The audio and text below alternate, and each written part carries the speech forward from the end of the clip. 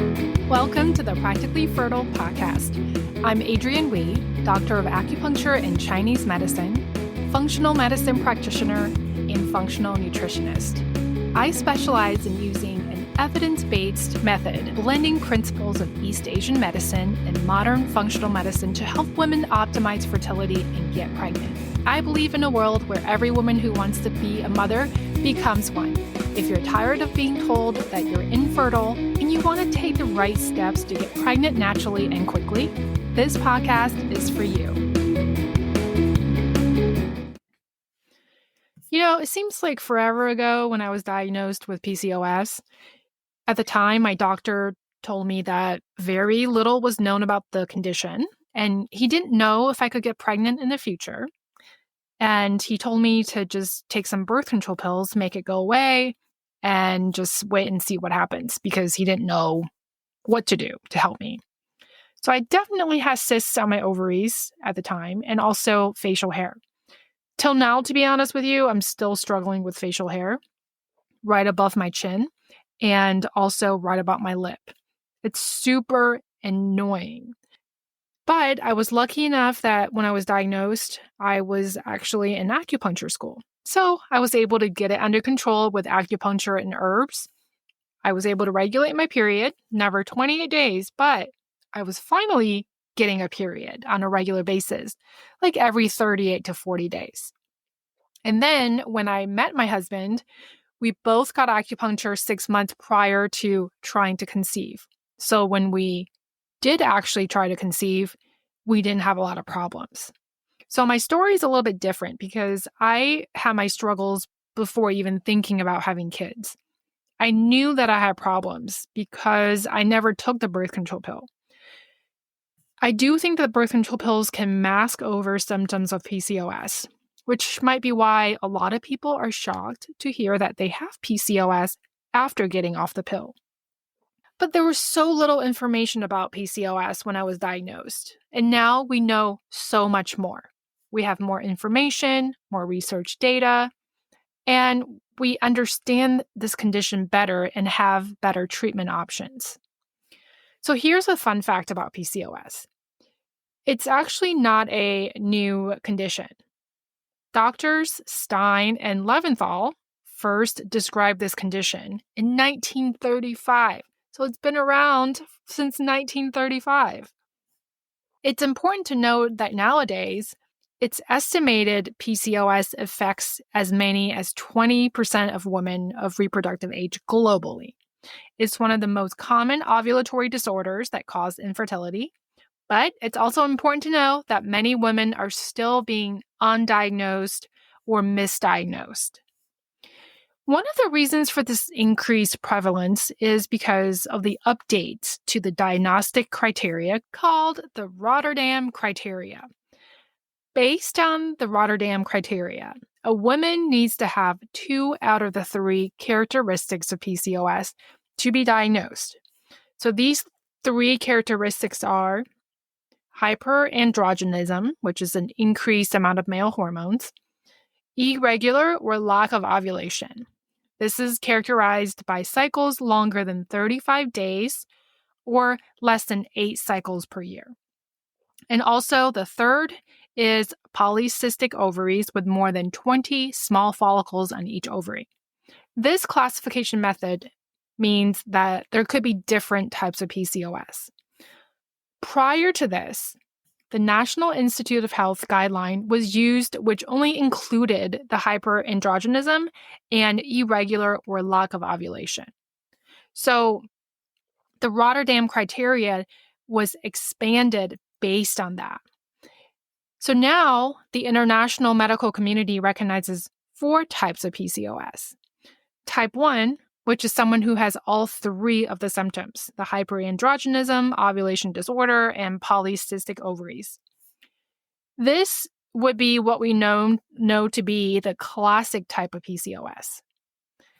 Type 2 is someone with an ovary that has no cysts, but does have the hyperandrogenism signs and also ovulation irregularities. Type 3 PCOS is someone with the hyperandrogenism and polycystic ovaries, but they ovulate regularly. Type 4 PCOS is the mildest type of PCOS, where someone will present with polycystic ovaries and ovulation irregularities, but not a lot of the hyperandrogenism signs.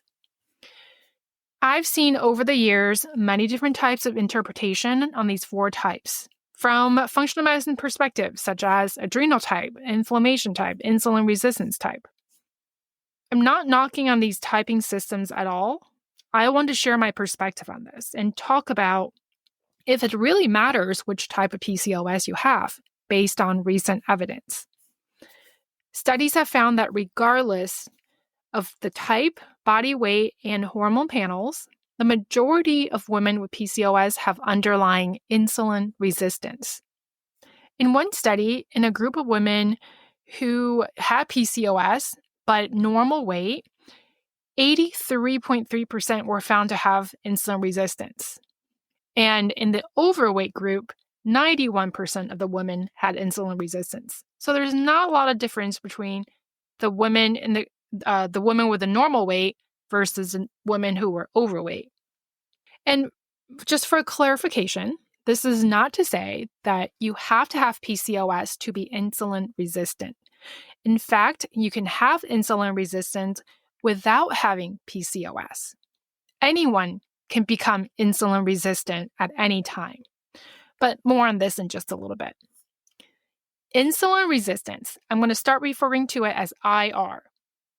IR is the reason why metformin is commonly used as a treatment for PCOS.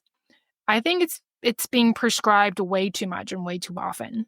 But I understand that if you're going to do IVF and you have to get the IR under control very quickly, that might be the best option. So because IR is often associated with chronic inflammation, the majority of women with PCOS will also have inflammation. And what about the adrenal type of PCOS?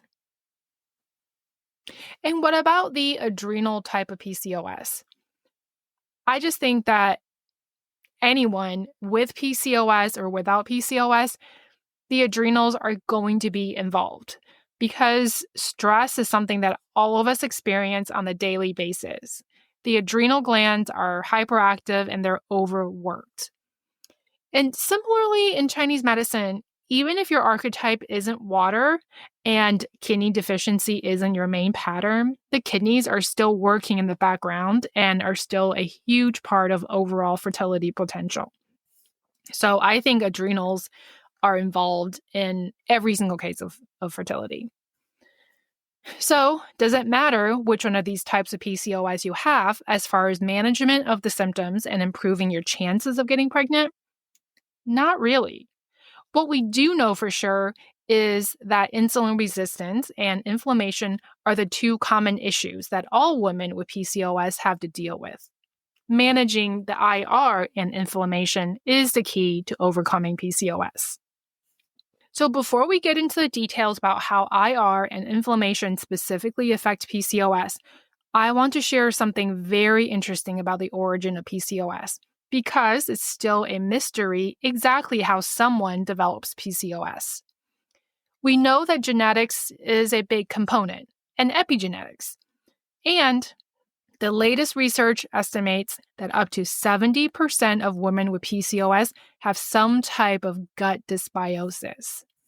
So we're getting there. We're getting closer to discovering the reasons why someone might develop PCOS. But what we do know as of right now is that PCOS possibly was developed because it was a survival mechanism. And this dates back to when we were ancient humans. Less ovulation could mean less chances of having children, and that could actually increase survival. And insulin resistance plays into part of this survival strategy as well, because it can lead to the development of PCOS, and then PCOS can lead to more IR. So how do we adapt to developing IR in the first place? So, like I said, ancient humans had to deal with a lot of stressors like food scarcity, running away from dangerous predators, extreme weather conditions. When you didn't know where the next meal is going to come from or when you'll get to eat again, some humans were particularly good at developing insulin resistance. And IR by nature is a reversible condition. So that makes sense that under stress, survival was the utmost importance. But when the stress triggers were reversed, then you didn't need to be insulin resistant anymore. And there were some reasons for this of why insulin resistance is good for survival. First of all, our brains use almost exclusively glucose. So to preserve the brain, insulin resistance prevents other tissues from using glucose and will save the glucose for the brain. Secondly, insulin resistance helped the body to hold on to fat. This provides the nutrient and insulation that can help to increase your chances of survival. And lastly, becoming IR during harsh conditions will allow your body to adapt to a low carbohydrates diet in times when fruits and tuber vegetables were not available. And that will force the body to burn fat instead for energy and preserve the glycogen storage in the body in case a rapid escape is needed for whatever reason. So fast forward to present day, where we live in the modern world. Our environment has drastically changed, but our body and brain haven't changed very much. We still have the fight or flight response. We still have the scarcity mentality. That's why PCOS is described by some researchers as this mismatch between the environment and the body and brain's pre-programmed responses. We rarely have food shortages as a developed country. We're not running away from prehistoric predators. But when we're running out the door to rush to places, running on the treadmill for 2 hours, the body's reaction is the same, which is to prioritize survival, even though you weren't in any danger. So back to what I was saying before about how anyone can develop IR. This is why. Even if you don't have PCOS, you can still be insulin resistant.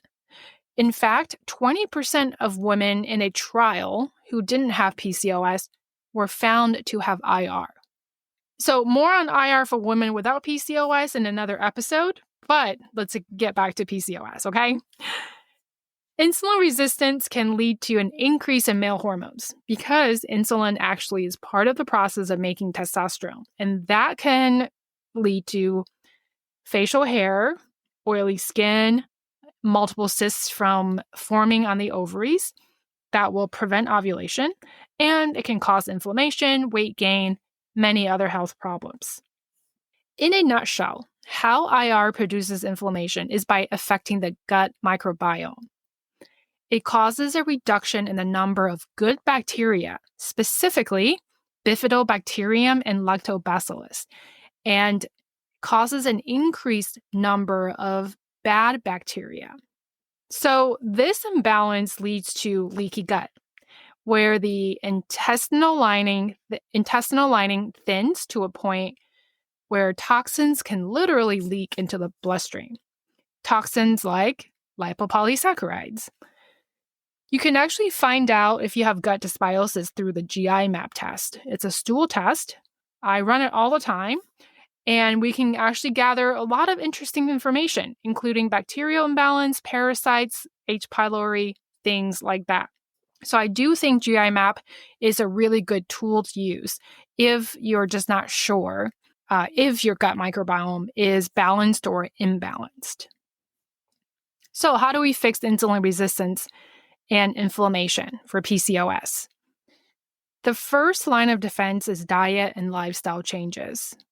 This isn't just my 2 cents. This is the general consensus in the international community backed by lots of research.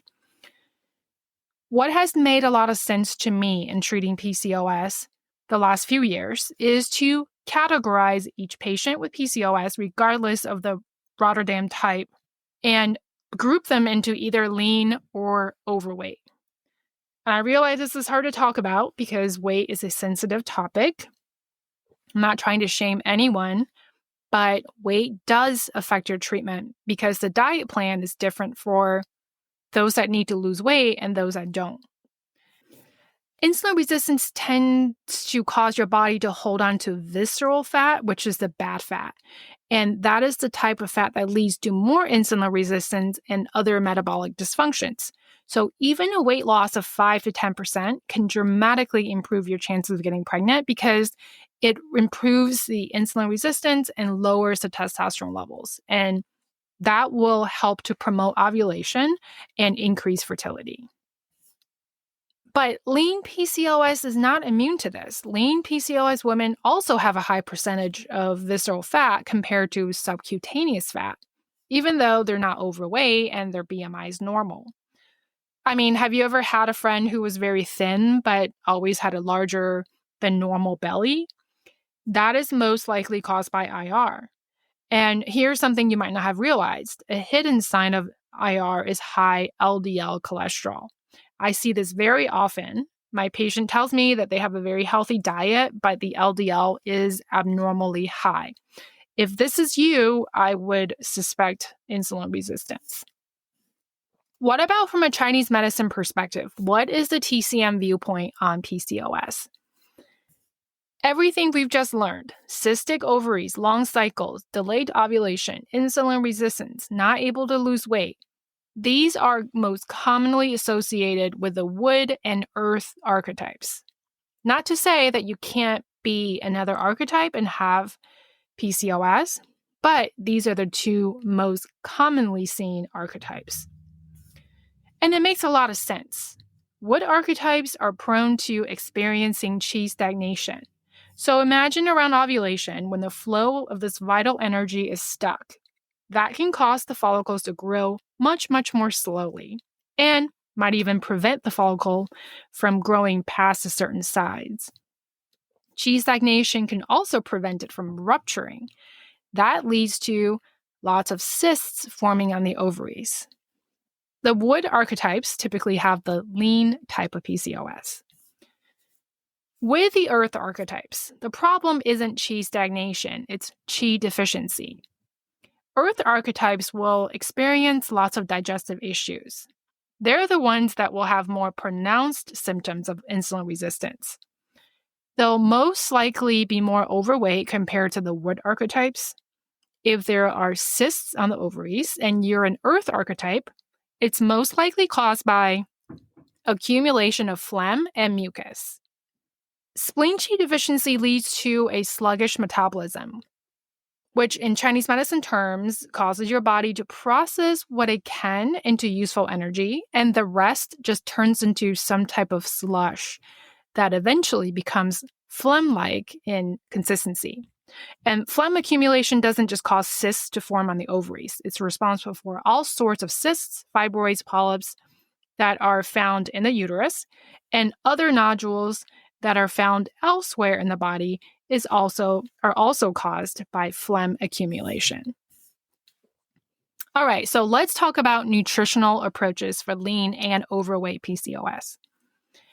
For lean PCOS, studies suggest that weight management is still important, meaning even though there's no need to lose weight, maintenance of current weight to prevent future weight gain is critical.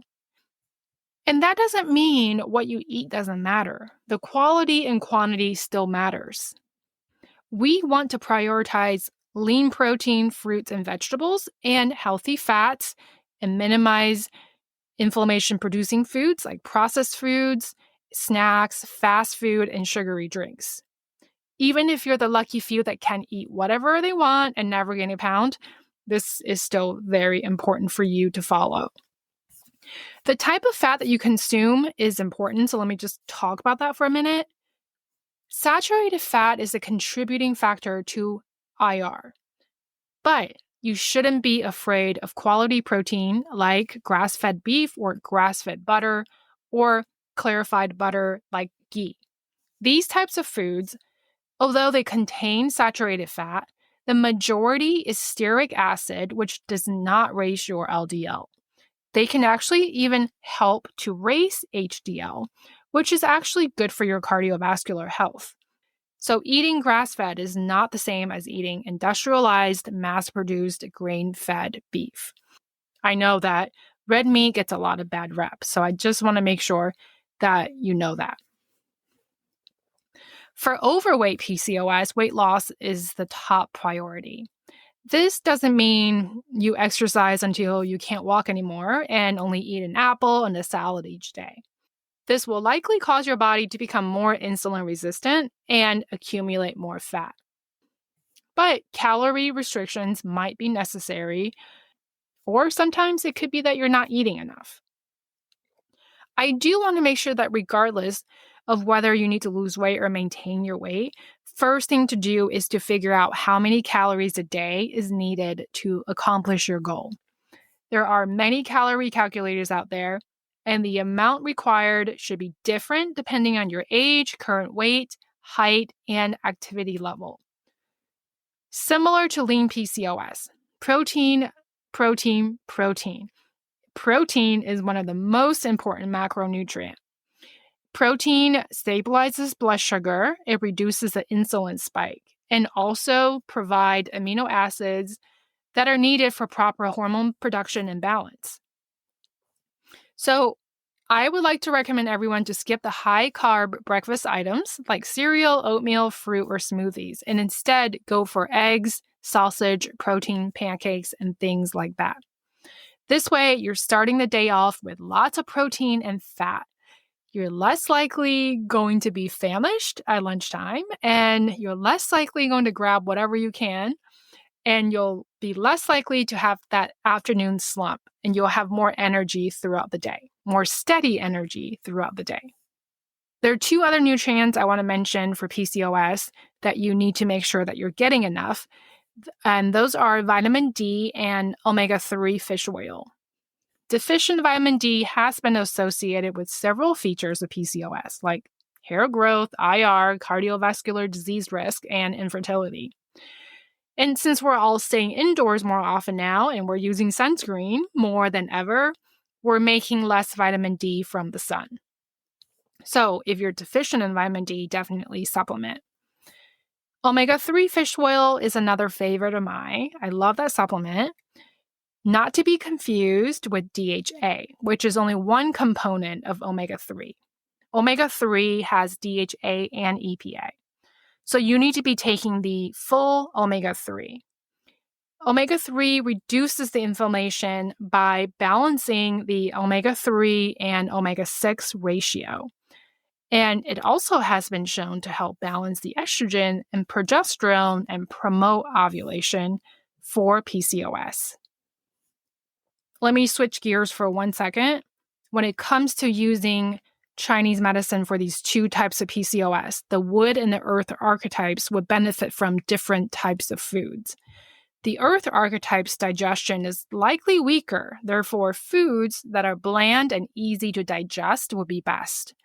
Versus for the wood archetypes, foods that are cooling in nature would be very beneficial, like leafy greens. Okay, one last thing before I wrap up. I do want to mention that inositol is considered to be one of the best supplements for PCOS because it's very effective at reversing insulin resistance. I'm not going to get into too much detail on this episode because I want to dive deeper into insulin resistance and how it affects fertility in general, not just for PCOS, and talk about inositol as well in a future episode. So stay tuned for that. All right, fertile friend, that's all I have for today. Thank you so much for tuning in and spending some time with me. I hope that you have a better understanding of PCOS, insulin resistance, and inflammation, and what your nutritional approaches should be if you have lean PCOS or overweight PCOS. So until next time, take care of your amazing self and remember that you're one fertile cycle away from getting pregnant.